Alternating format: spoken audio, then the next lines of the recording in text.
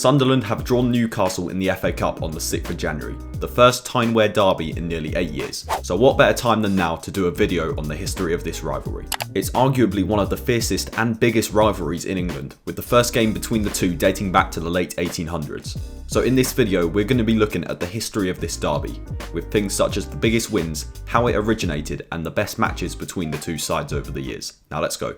Sunderland and Newcastle weren't always rivals, and the two sides actually had rivalries with teams in their respective cities. During the 1800s in Newcastle, the main rivalry was between Newcastle East End, which later became Newcastle United, and Newcastle West End. As the East End grew both on the pitch and financially, West End found themselves in economic struggles and went bankrupt and inevitably dissolved in 1892. Because Newcastle East End were now the only team left in Newcastle, there was no point in them having only half the city in their name, so they rebranded themselves to Newcastle United after Newcastle West End's bankruptcy. In Sunderland, a breakaway team known as Sunderland Albion was formed in 1888. However, they then disbanded 4 years later, in the same year that Newcastle West End went bankrupt. So from this point onwards, Sunderland and Newcastle considered each other their main rivals, and this formed the Tyne-Wear derby, which we still have to this day.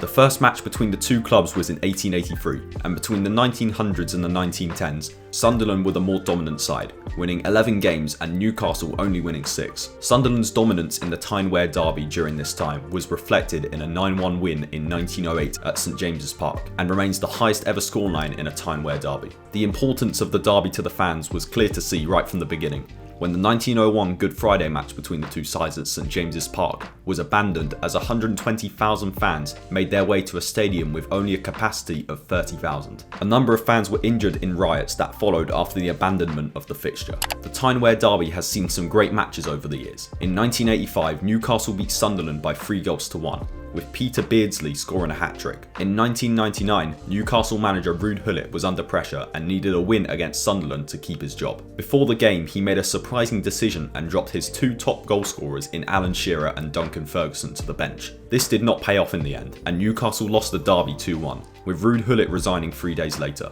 One of the biggest derby games between the two sides was in 1990 during the second division playoff final for a spot at Wembley. The first leg at Roker Park ended 0-0, but in the second leg at Newcastle, Sunderland won 2-0 and secured a place in the playoff final. Sunderland went on to lose the final to Swindon Town, but were still promoted due to financial irregularities at Swindon. The highest attendance at a Tyne-Wear derby game was 68,000 at Roker Park in 1950, and at St James's Park it was 56,000.